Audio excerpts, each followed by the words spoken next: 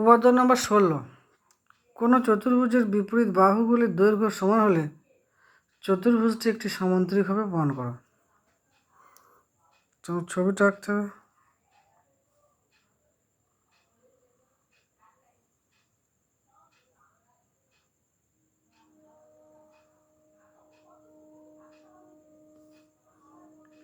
A B C D, তাহলে প্রদত্ত বা দেওয়া আছে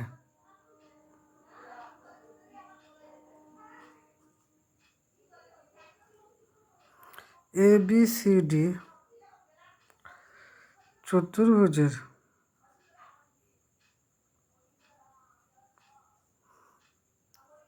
এ বি সমান ডিসি বাহু এবং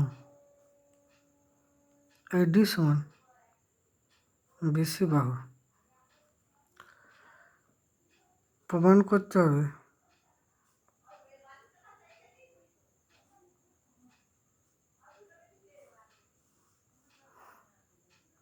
এ বি সি ডি একটি সামান্তরিক, এবিসিডি সামান্তরিক। অঙ্কন না করতে হবে, এটা অঙ্কন। এসি কর্ণটা টানিলাম, এসি কর্ণ টানিলাম,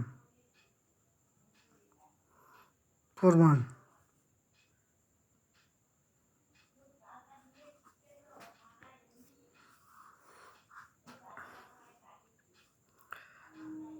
ত্রিভুজ এবিসি ও ত্রিভুজ এডিসি এর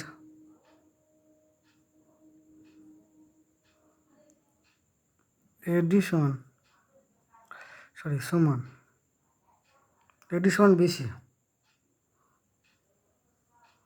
আবার এবি সমান ডিসি, এটা আমার দেওয়া আছে, প্রদত্ত বা দেওয়া আছে। তাহলে এসিটা সাধারণ বাহু,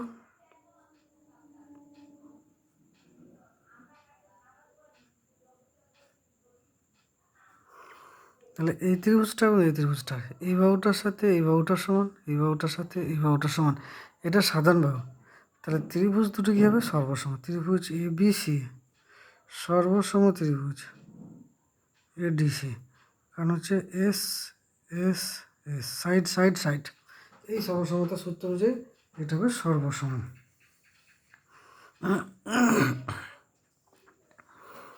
তাহলে কোণ এ সি ডি সমান কোণ এই কোণটার সাথে এই কোণটা সমান বি এ সি কোণ, বি এ সি কোণ। কারণ হচ্ছে কি এই দুটো ত্রিভুজ সর্বসম, তাহলে সর্বসম এই দুটো ত্রিভুজ সর্বসম ত্রিভুজ অনুরূপ বাহু, তাহলে এরা সর্বসম হবে। এবার এ বি ও ডিসি বাহু, এই বাহুকে এসি বাহু ছেদ করেছে, এর ফলে কি হয়েছে? কোণ এসিডি সমান একান্তর কোণ বিএসি উৎপন্ন হয়েছে। তাহলে আমার এ বি সমান্তরাল ডিসি, তাহলে এই বাহুটার সাথে এই বাহুটা আমার সমান্তরাল হলো।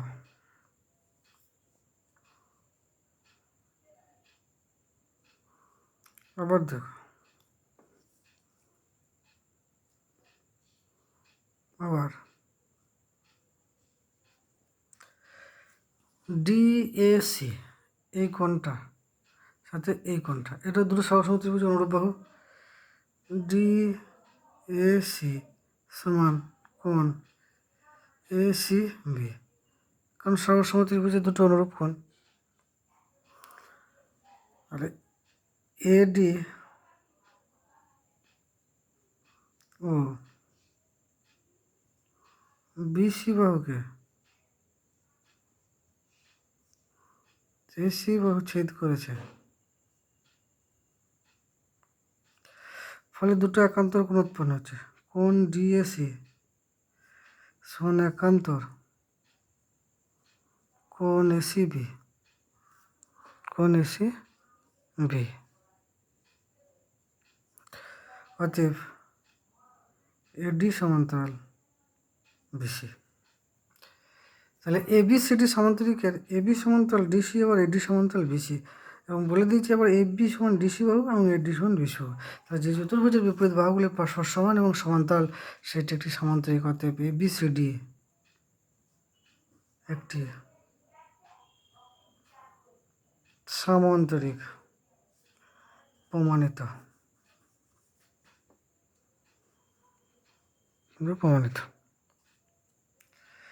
তো 16 নম্বর পদ্ধতি কী ছিল? যে কোনো চতুর্ভুজের বিপরীত বাহুগুলি দৈর্ঘ্য সমান হলে চতুর্ভুজটি একটি সামান্তরিক হবে। এ বি সি ডি একটি চতুর্ভুজ যার এ বি সমান ডিসি বাহু এবং এডি সমান বিসি বাহু।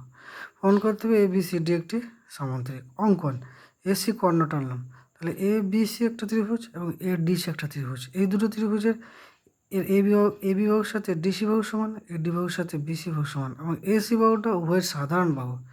তাহলে ত্রিভুজ এ বি সি ও ত্রিভুজ এ ডি সি সর্বসম ত্রিভুজ। সর্বসম যদি ত্রিভুজ হয়, কারণ সাইড সাইড সাইড এই সর্বসমতার সূত্র, তাহলে সর্বসম।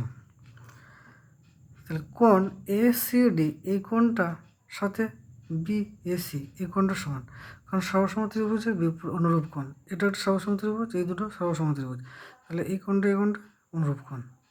আবার এ বি বাহু এবং ডিসি বাহুকে এসি বাহু ছেদ করার ফলে দুটো একান্তর কোণ উৎপন্ন হয়েছে। ডি এসি সমান একান্তর বি এসি।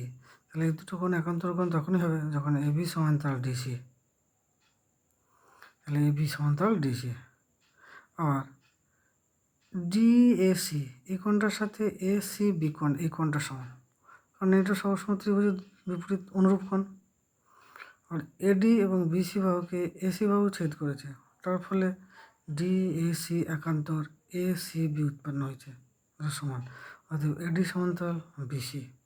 তাহলে A B C D সামান্তরিকের A B সমান্তরাল ডিসি এবং এডি সমান্তরাল বিসি, আবার এ বি সমান ডিসি এডি সমান বিসি।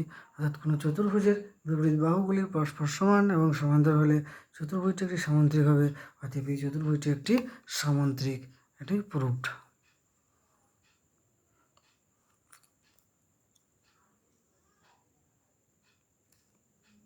থ্যাংক ইউ বন্ধুরা, ভিডিওটি ভালো লাগলে লাইক শেয়ার করবেন এবং চ্যানেলটি সাবস্ক্রাইব করে পাশে থাকবেন।